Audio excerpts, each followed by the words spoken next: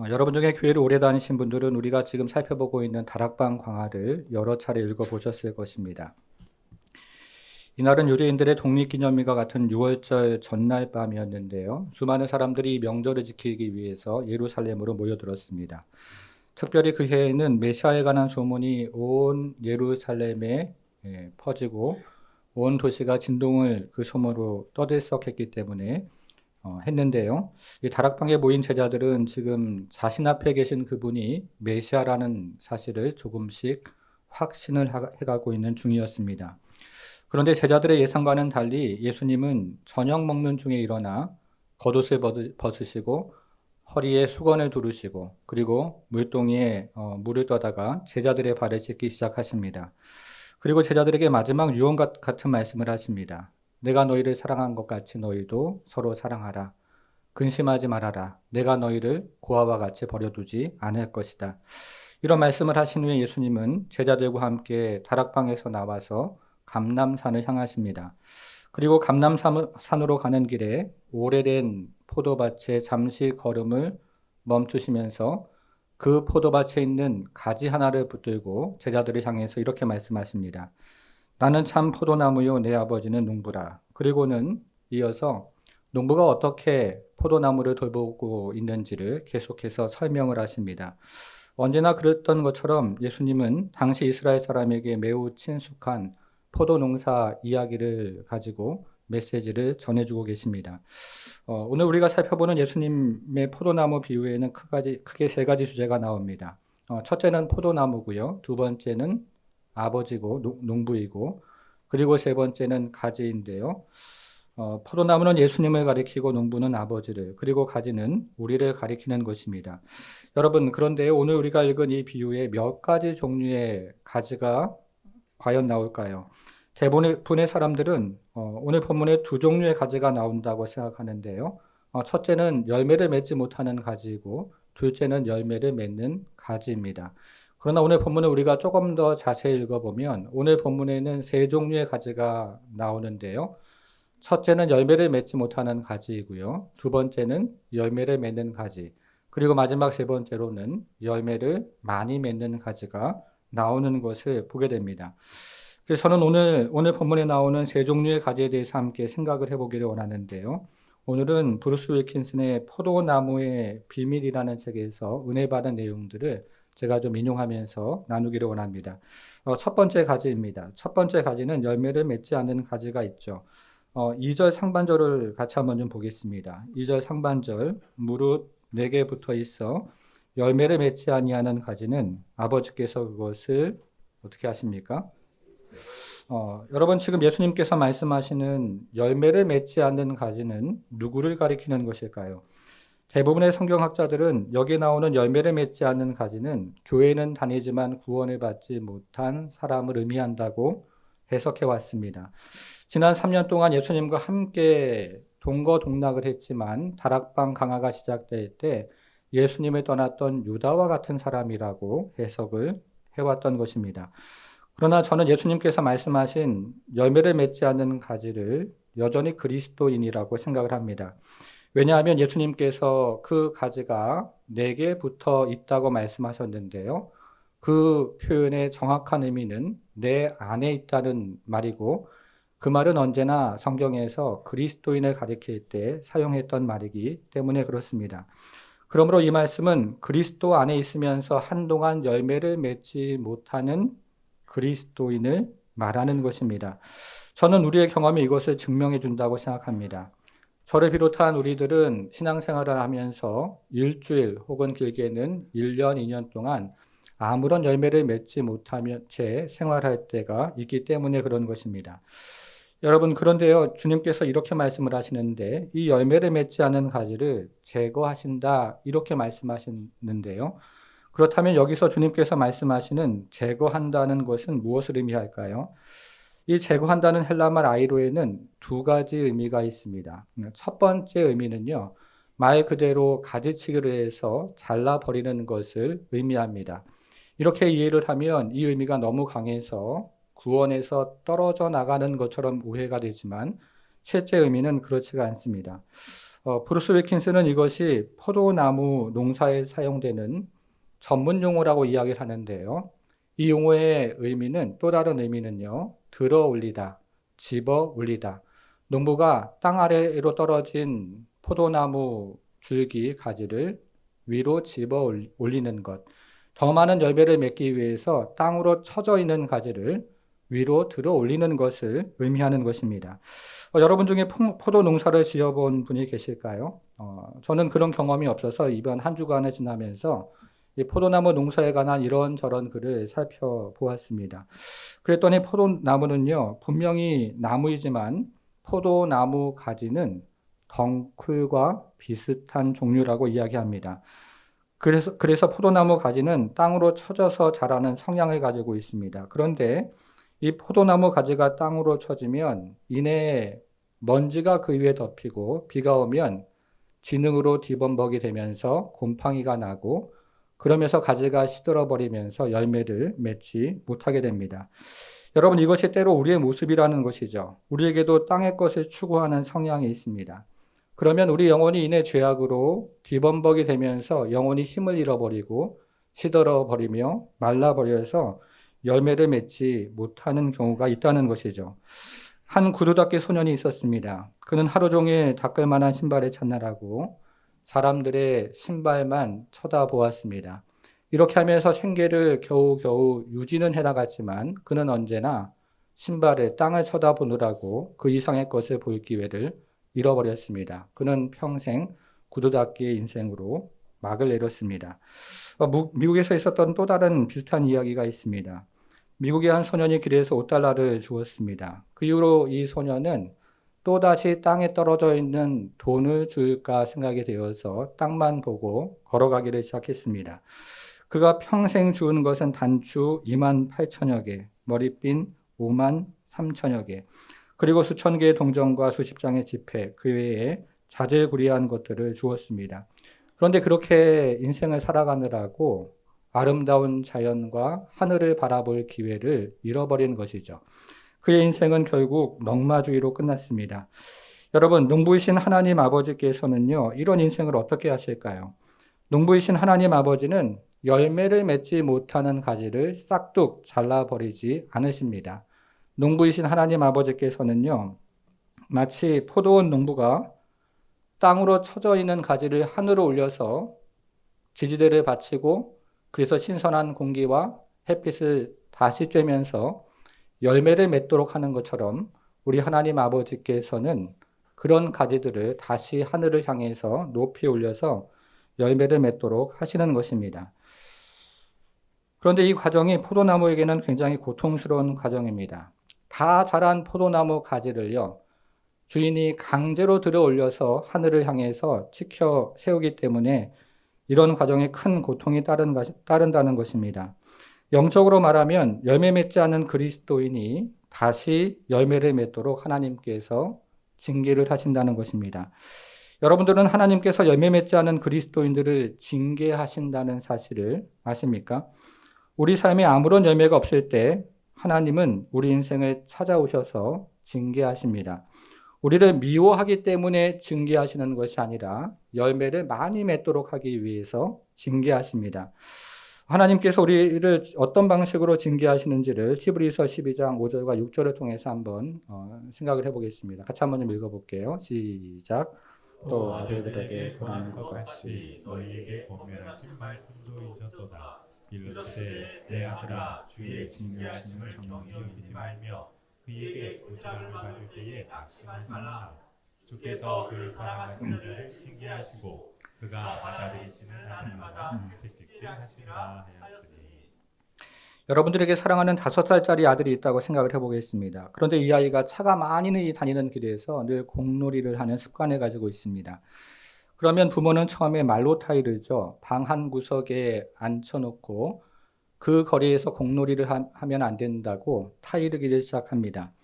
그래도 말을 안 들으면 어떻게 합니까? 벌을 주겠죠. 방 한 구석에 세워놓고 손을 번쩍 들게 하거나 그가 소중하게 여기는 공을 빼앗음으로 벌을 줄 수 있습니다.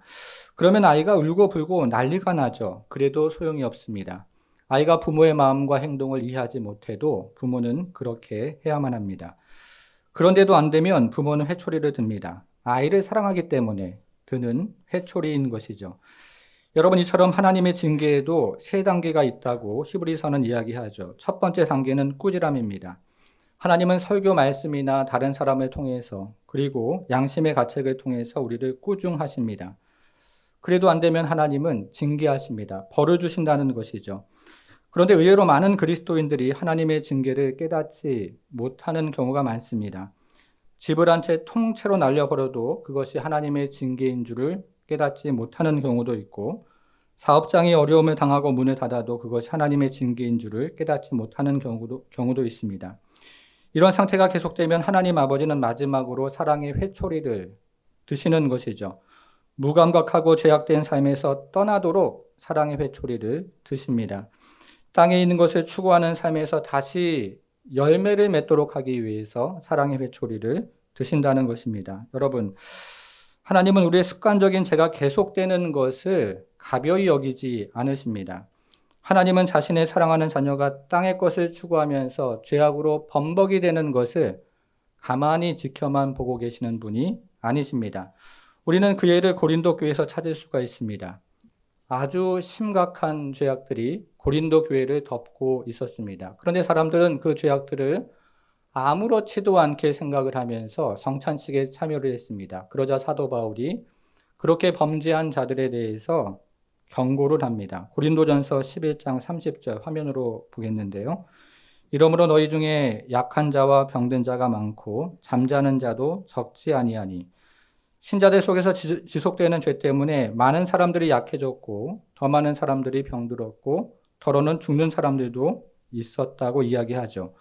구약 시대에 일어날 만한 일이 신약 시대의 교회에서도 일어났던 것입니다.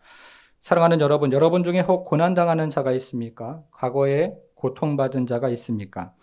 성경은 모든 고난이 하나님의 징계라고는 말하지가 않죠. 욥기가 그런 책입니다. 의인이 받는 고난이 분명히 있습니다. 동시에 성경의 다른 메시지는 우리가 당하는 고난이 하나님의 징계일 수도 있다고 이야기합니다. 고난이라는 징계를 통해서 죄악의 자리에서 떠나 열매를 맺으라는 하나님의 신호인 것입니다. 이것이 오늘 본문에 나오는 첫 번째 가지입니다. 두 번째 가지가 있는데요. 오늘 본문에 나오는 두 번째 가지는 열매를 맺는 가지입니다. 여러분, 그러면 하나님께서는 이번에 열매를 맺는 가지에 대해서는 어떻게 하실까요? 자, 2절, 이번에는 하반절을 좀 보겠습니다. 하반절. 무릇 열매를 맺는 가지는 찾았습니까? 네. 무릇 열매를 맺는 가지는 더 열매를 맺게 하려 하여 어떻게 하신다고요? 깨끗하게 하시느니라. 여기서 깨끗하게 한다는 말은 우리가 앞에서 살펴본 제거한다는 말과 어근이 같은 말인데요. 말 그대로 이것도 가지치기를 한다는 뜻입니다. 열매를 맺는 가지도 잘라버린다는 것이죠. 굉장히 충격적이지 않습니까? 그런데 그 이유가 그 다음에 나오는데요. 더 많은 열매를 맺게 하기 위해서 가지치기를 한다고 말씀합니다. 여러분, 농부가 포도나무를 재배하는 목적이 무엇이라고 생각하십니까? 농부가 포도나무를 재배하는 유일한 목적은 열매에 있는 것이죠.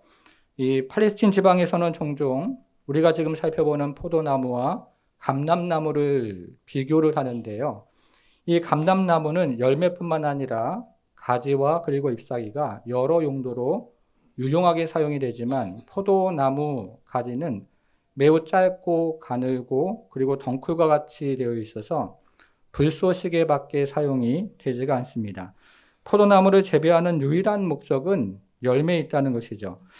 그러면 풍성한 열매를 맺기 위해서 농부는 무엇을 해야 될까요? 가지치기를 해야 됩니다. 농부가 가지치기를 해주지 않으면 포도나무는 이내 포도 덩쿨로 덮이게 됩니다. 그러면 신성한 공기와 그리고 햇빛이 열매에 닿지 않아서 충신한 열매를 그 포도나무는 절대로 맺을 수가 없습니다.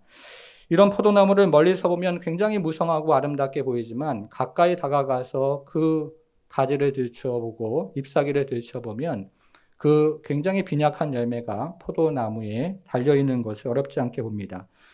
그래서 농부는 아무리 좋게 보이고 아름답게 보여도 이 불필요한 가지들을 잘라버리는 것이죠. 포도 농사를 짓는 유일한 목적이 열매이기 때문에 그렇습니다. 여러분, 농부가 진정으로 바라는 것이 무엇일까요? 야고보서 5장 7절에 보니까요, 이렇게 이야기를 하는데, 보라, 농부가 땅에서 나는 뭐라고 되어 있습니까? 귀한 열매를 바라고 길이 참는다고 이야기합니다. 농부가 바라는 것은 열매죠. 특별히 포도나무를 재배하는 농부가 유일하게 바라는 것이 열매입니다. 가지도 아니고 잎도 쓸 데가 없습니다. 농부신 하나님 아버지께서 우리에게 유일하게 바라는 것이 바로 이 열매라는 것입니다. 그래서 하나님 아버지는 열매를 맺지 못하게 방해하는 것은 우리 인생에 그것이 무엇이든지 간에 잘라내십니다. 그것이 우리에게 굉장히 귀하고 중요할지라도 열매를 맺지 못하게 방해하는 것은 무엇이든지 제거하신다는 것이죠. 그것이 우리 인생에 무익한 것이라면 무엇이든지 잘라내심으로 우리를 보호하시고, 영적으로 그것이 해가 되는 것이라면 그것이 아무리 소중하고 우리 보기에 아무리 귀중한 것이라도 잘라내심으로 더 많은 열매를 맺도록 하십니다. 때로는 그것이 우리에게 어떤 우선순위에 잘못된 것일 수도 있고, 또 우리의 관계에 어떤 잘못된 관계를 맺는 것일 수도 있는데, 그것이 무엇이든지 간에 걸림돌이 되는 것은 우리 하나님 아버지께서 가지치기를 하십니다. 제가 여러분들을 겉으로 보면 여러분들께서는 정말 아무런 문제가 없어 보이세요. 주일날 이렇게 꼬박꼬박 매주일 와서 예배를 드리시고, 또 어느 한때 인생에 하나님께 자기 인생을 드리면서 봉사하고 또 헌신하고 그리고 훈련을 받으셨습니다. 또 받고 계시는 분도 계십니다. 여러분, 그러나 전문가이신 농부이신 하나님의 눈으로 보면 어떨까요? 분명히 더 많은 열매를 맺을 수 있음에도 최소한의 열매만 맺고 살아가는 인생이 하나님 눈에는 보인다는 것입니다. 하나님은 이런 자들에게 다가가서 작업을 하십니다. 가지치기를 하시는 것입니다. 어떤 사람이 도시의 삶에 지쳐서 한적한 시골로 이사를 갔습니다. 시골로 이사를 가니까요, 정말 신선한 공기와 그리고 아름다운 자연과 쥐저귀는 새소리와 거기에다가 옆집에서 포도나무를 기르고 있는데 이 포도나무가 자신의 담장으로 넘어와서 자신의 집에까지 그 가지가 드리워지는 그런 아름다운 광경을 보면서 날마다 만족스러웠습니다. 그러던 어느 날 아침에 옆집 사람이 자신의 담장을 넘어온 그 포도나무 가지를 가위로 싹둑싹둑 모조리 잘라버리는 것을 보게 되었습니다. 그 모습을 보면서 마음이 너무 상했지만 따지고 보면 자기 나무가 아닌지라 가만히 상한 마음을 뒤로하고 그 이웃에게 이렇게 말을 걸었습니다. 포도나무를 굉장히 싫어하시나 봅니다. 라고 물었습니다. 그러자 이웃이 이 사람에게 설명을 합니다. 가지를 그냥 두면 가지가 모든 영양분을 빨아들이고 가지에서 피어나는 그 잎사귀들이 햇빛을 다 흡수해서 열매로 가는 것이 없기 때문에 이렇게 가지치기를 늘 해주어야 합니다. 라고 이야기를 했습니다. 여러분, 무슨 말입니까? 하나님은 우리가 탐스러운 열매를 맺도록, 충실한 열매를 맺도록 우리 인생에서도 가지치기를 하신다는 것입니다. 그런데 우리가 지금 앞에서 살펴보는 징계와 우리가 지금 여기서 살펴보는 가지치기는 그 성격이 다소 다릅니다. 우리가 앞에서 살펴본 징계는 죄와 관련된 것이라면 우리가 지금 살펴보는 이 가지치기는 자아, 나와 관련이 있습니다. 하나님께서는 죄는 아니지만 우리의 자아와 관련해서 가지치기를 하십니다. 죄는 아닌데요. 그러나 우리 자아와 관련해서 무성하게 피어나는 그 가지와 이파리를 제거하심으로 우리 삶의 우선순위가 누구인지를 알려주신다는 것이죠. 우리의 시간을 하나님께 드리고 우리의 물질을 하나님께 드리고 그러면서 우리가 먼저 그의 나라와 그의 의를 구하는 삶으로 가지치기를 통해서 인도하신다는 것입니다. 사랑하는 여러분, 여러분 생에 가장 귀하고 소중한 것이 무엇입니까? 하나님을 알고 그분을 만나고 그리고 그분을 사랑하는 것이죠. 그런데 사람은요, 그렇게 쉽게 하나님 앞에 나오질 않습니다. 할 수만 있으면 모른 척하고 하나님 말씀하시는데 아닌 것처럼 귀를 닫아버리고 버틸 수 있을 때까지 버팅기고 그리고 고집을 피울 때까지 고집을 부립니다. 그러다가 하나님이 야곱의 환도뼈를 치시는 것처럼 한 대 얻어맞아야 하나님 앞으로 나오는 것이 우리의 일반적인 인생이라는 것입니다. 이처럼 하나님은 가지치기를 통해서 하나님 앞으로 나오게 하시고 더 많은 열매를 맺도록 우리를 사랑하심으로 인도하십니다. 이것이 두 번째 가지입니다. 자, 이제 마지막 세 번째 가지인데요. 마지막으로 예수님께서 말씀하시는 가지는 열매를 많이 맺는 가지입니다. 여러분, 하나님은 열매를 많이 맺는 가지는 그러면 어떻게 하실까요? 하나님은 열매를 많이 맺는 가지도 그냥 그대로 내버려 두지를 않습니다. 봉사를 많이 하는 사람에게 더 많이 봉사하고 헌신하는 사람에게 더 많이 헌신하라고만 우리 주님 말씀하지 않으십니다. 그렇다면 하나님은 열매를 많이 맺는 가지에게 무엇을 요구하실까요? 전혀 다른 것을 요구하시는데요. 우리 4절과 5절을 또 한번 보겠습니다. 4절. 자, 어떻게 시작을 해요? 계속 읽어볼게요. 내 안에 거하라. 시작. 내 안에 거하라. 나도 너희 안에 거하리라. 가지가 포도나무에 있지 아니하면 스스로 열매를 맺을 수 없음같이 너희도 내 안에 있지 아니하면 그러하리라. 나는 포도나무요 너희는 가지라. 그가 내 안에 내가 그 안에 거하며 사람은 열매를 많이 맺나니 나를 떠나서는 내가 아무것도 할 수 없습니다. 자, 여기서 계속해서 반복해서 나오는 단어가 하나 있죠. 뭡니까? 거하라. 주님은 내 안에 거하라. 이렇게 말씀을 하십니다. 주님은 더 많은 열매를 맺어라. 이렇게 다그치시는 것이 아니고 내 안에 거하라. 이렇게 말씀을 하신다는 거죠. 사랑하는 여러분, 저와 여러분들은 주님 안에 거하는 성도입니까? 포도나무의 비밀의 저자인 브루스 윌킨스 목사님의 이런 간증이 있습니다. 이분은 하나님께 귀하게 쓰임을 받으면서 수많은 사역의 열매를 경험한 분인데요. 이렇게 생활을 하면서 어느 날 그에게 영적인 위기가 찾아왔습니다. 여전히 사역의 열매가 있고 교회도 성장하는데 그 개인의 삶이 말라가는 경험을 한 것입니다. 그러면서 이런 일 저런 일을 해봤지만 곤비한 심령에 해갈이 되지 않아서 어느 날 그의 스승에게 전화를 했습니다. 한창 통화를 하다가 스승이 돈 문제가 있는지를 물었고 그것이 아니라고 대답을 했습니다. 이어서 스승은 조심스럽게 성적인 문제가 있느냐고 물었고 이 목사님은 그런 종류가 아니라고 이야기를 했습니다. 그러자 이 스승은 자신을 보러 캘리포니아로 찾아오라는 말을 합니다. 며칠 후에 브루스 윌킨스 목사님은 스승을 찾아가서 한참 동안 대화를 했습니다. 스승이 한참 동안 이야기를 듣더니 자신의 두 손을 그 앞에 펼치면서 오른손은 하나님과의 관계이고 왼손은 당신의 사역 능력이라고 이야기를 했습니다.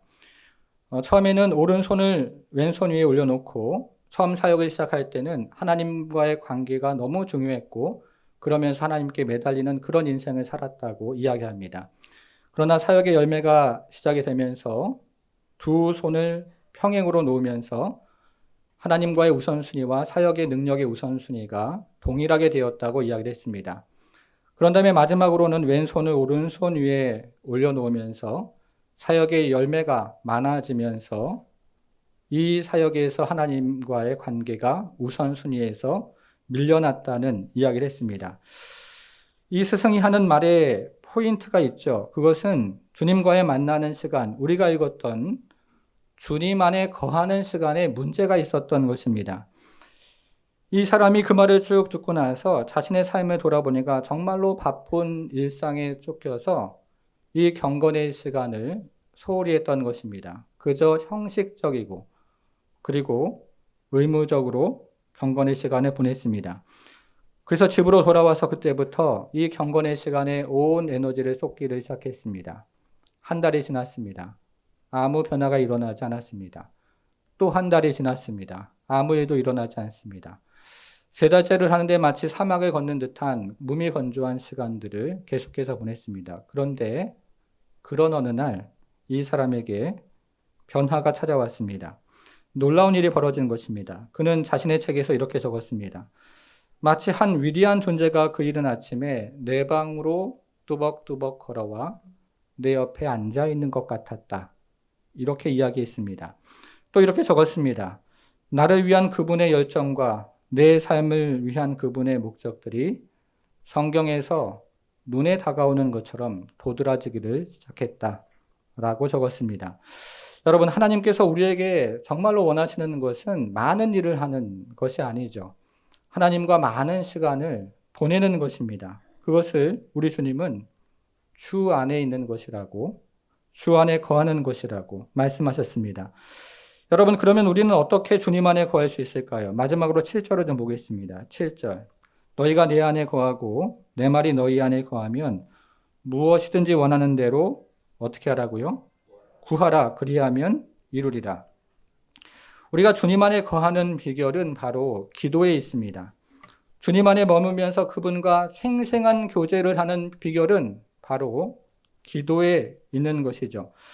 여러분, 우리가 지금 살펴보는 이 본문을 다락방 강화라고 하는데요. 지금까지 살펴본 다락방 강화를 한번 기억을 해보겠습니다. 예수님께서는 이 다락방 강화를 시작하시면서 잠시 후에 제자들을 떠나 아버지께로 가실 것이라는 말씀을 하십니다. 그러나 너희들을 고아처럼 홀로 내버려 두지 않을 것이라는 말씀도 하십니다. 그런 다음에 제자들에게 또 다른 보혜사 성령님을 너에게 보내서 성령의 임재 가운데 나와 교제할 것이고 그 성령님께서 너희를 영원토록 떠나지 않을 것이라고 말씀하십니다. 여러분, 그러면 이제 예수님께서 약속하신 성령이 제자들에게 오실 때 어떤 일이 일어날까요? 성령님이 제자들에게 오실 때의 모습을 생생하게 보여주는 것이 우리가 지금 살펴보고 있는 포도나무와 가지의 비유이죠. 성령님이 제자들에게 오시면 죄악된 가지들을 하나씩 쳐내버리기를 시작하고 그러면서 다시 하늘을 바라보기를 시작한다는 것입니다. 성령님께서 제자들에게 오시면 죄악은 아니지만 자라는 그 가지를 하나씩 쳐내버리기를 시작하면서 하나님 나라를 향해 가는 인생이 된다는 것이죠. 성령님께서 제자들에게 오시면 주 안에 거하는 그 즐거움과 그 기쁨을 경험하면서 많은 열매를 맺는 인생이 된다는 것입니다. 사랑하는 여러분, 우리가 성령의 충만함을 받으면 어떻게 될까요?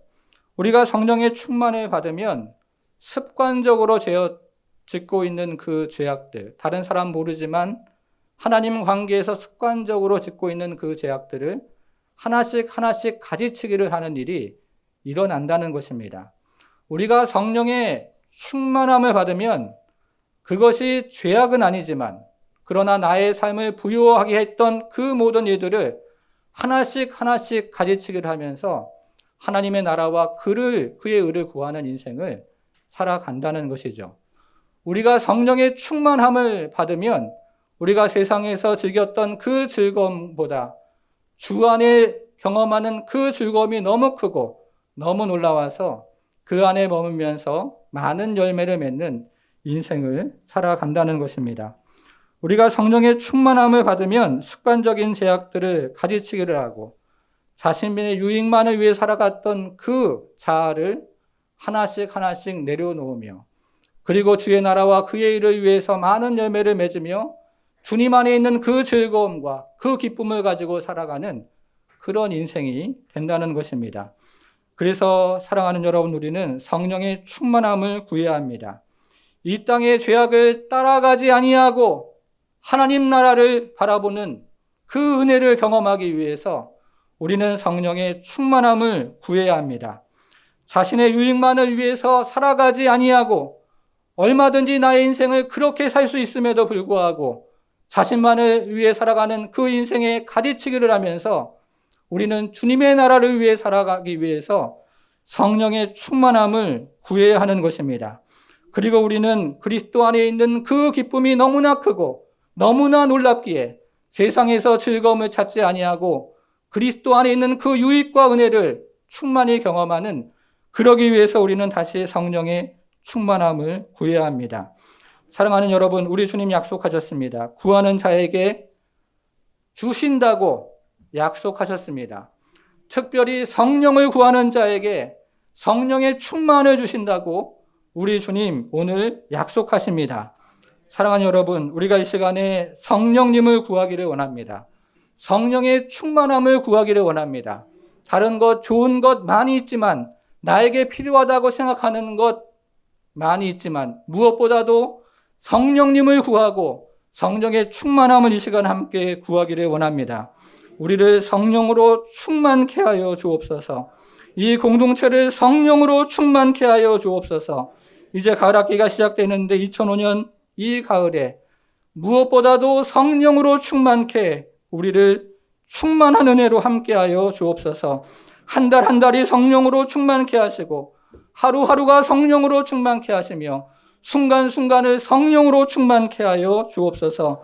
예배마다 성령의 충만함을 부어주시고 찬송할 때마다 성령을 부어주시며 말씀을 받을 때마다 성령의 충만함을 우리에게 부어 주옵소서.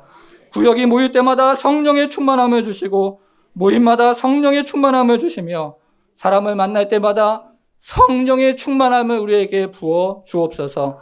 그래서 땅을 바라보지 말게 하시고 하늘을 바라보게 하시며 하나님 나라의 열매 맺는 인생이 되도록 우리를 꼭 붙잡아 주옵소서. 주 안에 거하는 그 은혜를 우리에게 주옵소서. 하나님 아버지, 가을학기를 시작하는 첫 예배 주 앞에 올려드리며 우리가 성령의 충만함을 구했습니다. 주님, 참으로 우리가 하나님 아버지 성령이 충만할 때 성령께서 우리의 죄악들을 모두 불태워 주시고 성령께서 하나님 아버지 죄악은 아니지만 우리 자신을 연민하며 사랑하며 살아가는 하나님 아버지 모든 가지치기가 일어나게 하시고 하나님 아버지 오직 그리스도 예수 안에 있는 그 은혜와 그 기쁨과 그 은혜를 쫓아 한 걸음 한 걸음 천성을 향해 나아가는 모든 우리가 될 수 있도록 우리 하나님 함께해 주옵소서. 하나님 아버지 이번 학기 하나님 아버지 주 앞에 올려드리며 예배 때마다 성령의 충만함을 구하고 우리 가정 가운데 성령의 충만함을 구하며 우리 터 가운데 성령의 충만함을 구할 때에 하나님 아버지 순간순간 성령의 충만함으로 우리와 동행하여 주옵소서. 하나님, 그래서 우리가 그리스도 예수 안에 거하게 하시고 그 안에 살아있고 생생하고 그리고 하나님 아버지 끊을 수 없고 영원토록 하나님 진행되는 그 놀라운 기쁨과 은혜와 능력을 하나님 아버지 맛보는 그런 성도로 살아가게 하시고 하나님 아버지 그래서 참으로 성령의 열매를 많이 맺는 하나님 아버지 은혜가 있도록 우리 성도들의 인생을 주장하시고 축복하여 주옵소서. 이제는 우리 주 예수 그리스도의 은혜와 하나님의 크신 사랑과 성령의 감화 감동 충만케 하심이 열매를 맺고 더 풍성한 열매를 맺기 위해 주님 안에 거하게 간절히 기도하는 모든 성도들 머리 위에 이제부터 영원토록 함께 하실지어다. 아멘.